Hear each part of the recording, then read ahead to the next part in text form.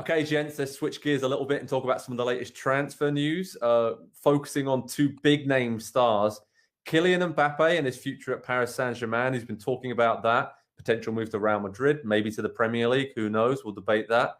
And then Raheem Sterling to Barcelona. Some reports from Spain suggesting that the Spanish Giants want to bring Sterling to La Liga. So there's a lot to unpack there. I feel like we're going to have another big summer, and the next couple of windows are going to be a bit bigger because teams, spent a lot last summer, but they didn't spend a lot before that. And we're still kind of getting the financial impacts of the pandemic out of the way, at least in the football world. And then clubs are starting to realize that maybe they had a little bit more money than they thought they did, or some of the cost-cutting measures worked out. So this seems like a lot of big deals, and maybe as well because a lot of these big-name players have been running their contracts down, right, purely for this, because they know clubs may not have big transfer funds to spend on them. But Nick, Kylian Mbappe first. He's been talking a lot, spoke to a lot of French outlets.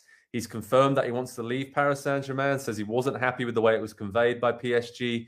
He told them in July, in the summer, that he wanted to leave so PSG could bring in a replacement for him. So that was very nice of him, very considerate. But obviously he didn't move to Real Madrid. He's still at PSG. And he said to some other outlets, to L'Equipe as well as talking to RMC, that he kind of feels like he isn't any closer to staying at PSG. The contract situation, he has said they haven't been discussing a new contract. He obviously wanted to go to Real Madrid, didn't work out. What do we feel about this situation with Kylian Mbappe? It's kind of very out in the open, right? And quite rare that players and clubs are this honest about what they want for their futures.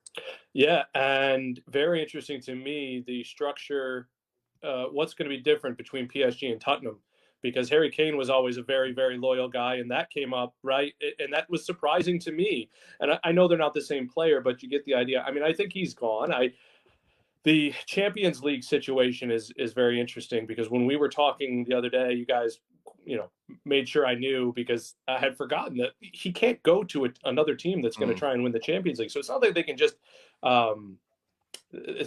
take money for him in January inside of this season. And for me, he is gone, and he's a caliber of player up there with Haaland, Lewandowski, who are so good and so much better than the alternatives, that I just wonder if there's a way for them to not, for him to not end up with either Real Madrid or Barcelona or one of the biggest clubs in the world in one of the biggest leagues in the world, because of the money that will be thrown that way.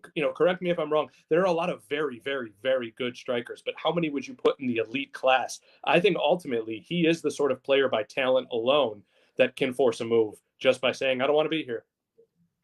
And of course, he doesn't have to be there past next summer, because his contract only has, less than a year now running. He can speak to non-French teams from January 1st. We all think he's probably going to go to Real Madrid. That's his dream club, his boyhood club. That's what he said many, many times. But Andy, are they the favourites? I mean, they have some financial problems of their own. Looking at the Premier League, putting those hats on, Liverpool, maybe with the Mo Salah situation, could cash in on him and move him on before he signs a new contract and bring Mbappe in on a free. Yeah. And Manchester City, they need a centre forward as well, right? This could actually work out pretty well for Man City. They could have obviously missed out on Harry Kane, but waited 6 to 8 months later and sign up Kylian Mbappe on a free transfer. I mean, do you see that happening, or is it just all about Real Madrid? They're the favorites, but what we're talking about here now is essentially two superstar strikers for 3 clubs that are going to be looking for one in the summer, which is going to be incredibly fascinating and entertaining and dramatic probably as well, and maybe even prolonged and dragged out the way that a lot of the transfer sagas from last summer were. So that'll be very interesting. I think the thing to remember with Mbappe is he's not homegrown to PSG. He came from Monaco. He signed, he went on loan and then made the deal permanent and everything. So there isn't quite the tie, I think, holding him to PSG. Being in Paris, I'm sure, is nice for him. But the fact that he could go play for a Real Madrid or a Manchester City or a Liverpool, where there's just so much more, two of the three at least, I'll say, so much more history to those clubs, and you feel like you're a part of something that's so much bigger than even PSG can be right now, that they could become over the period of 10 years. So I don't think he stays at PSG. I think it would be fascinating if he came to the Premier League, because he could single-handedly shift the power of the Premier League, because we're not talking about a player that you're going to sign for 3 or 4 or 5 years, the second half of their prime of their career. We're talking about the entire prime. In theory, we've not seen the best of what Kylian Mbappe is going to be as a player. He's about to turn 23. That's when you start becoming the best version of yourself as a player. So wherever he's going to do that, it's going to be brilliant to watch. But if he could do it in the Premier League, we'll cross our fingers here at NBC, I think, and just hope that somebody can find the money to make that happen for us. Yeah, I mean, that's the thing about this, right? Because Mbappe's won the World Cup. The only thing he really has to do left at PSG is win the Champions League, which they could easily do this season. And then he walks away and everyone's happy. He delivered. He won the Champions Leagues, played alongside Messi and Neymar up top. And he's obviously had his issues with, I think, settling into that role as not being the main man and having Neymar there. They've had some pretty public falling outs. And you can put that down to competitive spirit and nature, whatever you want. But it seems like PSG are just one bad game or performance away from everyone falling out of each other. So it's a really interesting club for him to be at right now. And I don't think he says he's relatively happy at PSG. I don't know if I believe that. I don't know if I believe that. The fact that he came out so publicly and wanted to leave in the summer and is still there. Yeah, he's playing alongside Messi and Neymar. That's got to be great. But you get the sense he wants to go somewhere and be the main man. And he would be that if he went to Real Madrid, if he went to Liverpool, or if he went to Manchester City. I think all three of those clubs, he'd be the top man. Andy, you want to jump in? Yeah, somebody's going to have to sacrifice in that PSG team out of that trio. It's not going to be Messi. You're not going to ask the greatest player of all time. So can you stop cherry picking quite as much? Get back and do a little more defensive work. That's what we brought you here for. That's not going to happen. Neymar, in the hierarchy and the age and just the established, global superstar that he is, he's not going to do it either. So it's going to have to be Kylian Mbappe. And so maybe over the next kind of 3/4 of a season that we've got left, we're going to learn a little bit more about Kylian Mbappe, I think. Obviously, we know he's an incredibly talented player and nobody will ever dispute that. But how much is he willing to maybe be a team player and to do a little bit of that sacrificing, round out his game a little bit more so that he's helping the team in multiple ways, not just the goal scoring? And if he's able to do that, then whoever signs him next summer, they get an even better player. So this is an opportunity to learn, to grow, for him to improve as well, and then find himself in that situation where everything revolves around him, because that's what he wants. It's what he deserves, as good as he is. Yeah, I agree. And I think, could go to Liverpool. I think the wage structure might be a bit of a problem there. They have quite a tight, strict wage structure. And that's why when it comes to Salah and his new contract, there's a lot of debate about whether he will stay at Liverpool. So that's the only issue I see there for Mbappe going to Anfield, although he has spoken glowingly about the club and the atmosphere and Jurgen Klopp in the past. But I think all roads lead to Man City for me. They can obviously pay him the wages.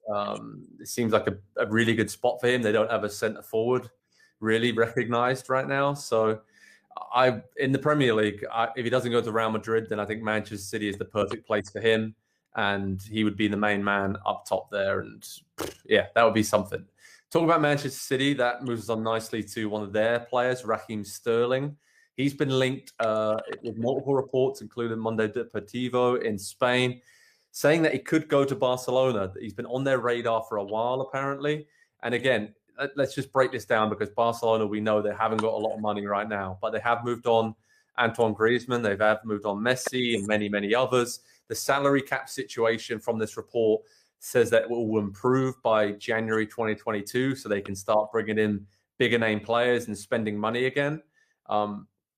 Nick, do we see this happening? Because Sterling's got less than 2 years left on his contract at City, and he's in kind of a weird spot there right now. So maybe it's time for him to think about something different, and this would be very different.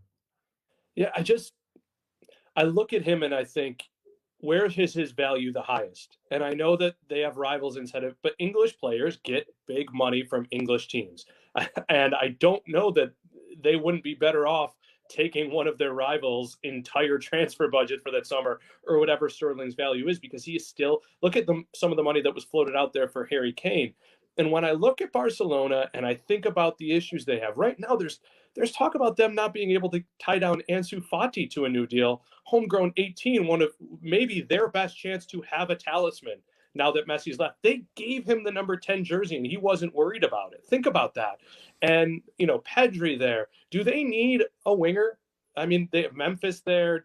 No, they need a guy. What I told you and what we talked about with Jadon Sancho, Man United has to make that signing. They have to find a way to bring in that guy who is that caliber, who screams through the headlines. Barcelona's own version of a Galactico. That's kind of what I think what they need right now if they're going to spend a lot of money. And I don't think Raheem Sterling does that. With a ton of respect to him, I just don't think he fits that bill. Andy, what are your thoughts on this? Because Sterling, he's 26 years of age. He's not starting a lot at the start of the season. He doesn't really seem to fit into this new look Man City team with the 4 or 5 attacking midfielders up top, and then you guys just float around and do your thing. In the right team, like for England at the Euros in the summer, I covered that throughout the tournament. He was excellent, with one of the players of the tournament, and he's unplayable at times. But if he's not going to be used in the right way, there's probably no point of him staying at Man City, right? So what do you see in this situation? Would it be a good move for him to go to Barca?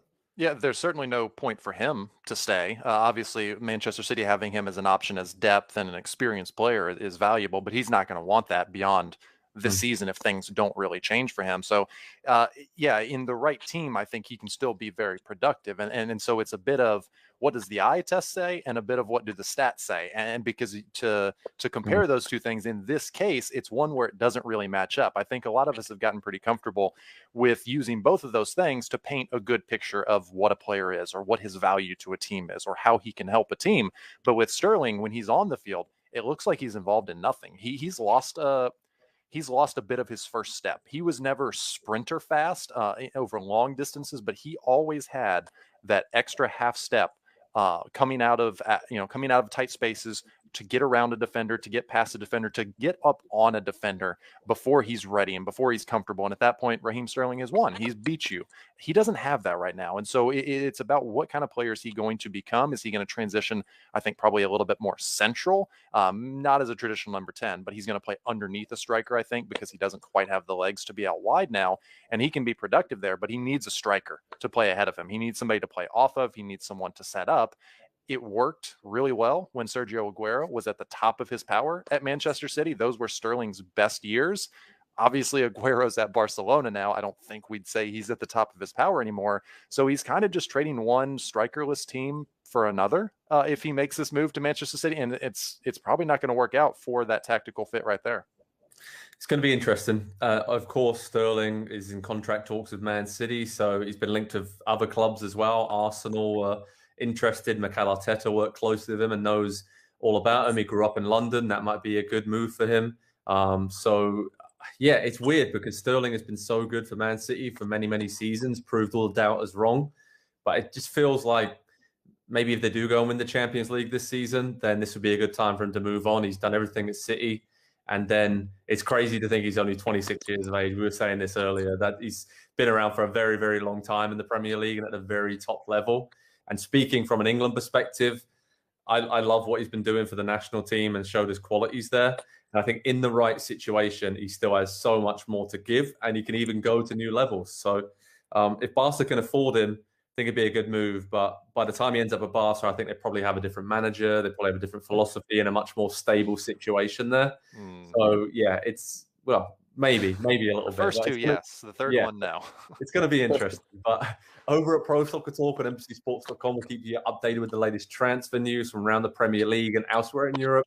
There's a lot going on, even though these domestic leagues are taking a bit of a break. Now you kind of start to hear with Mbappe and Sterling and others, when these players go away on international duty, that's when some of the juicy transfer rumors and reports start to crop up. So it's quite fun this time of the month. And when players head away from their clubs, I feel like they always have a bit more freedom to speak about their futures. And that's very interesting for us and everybody else in between.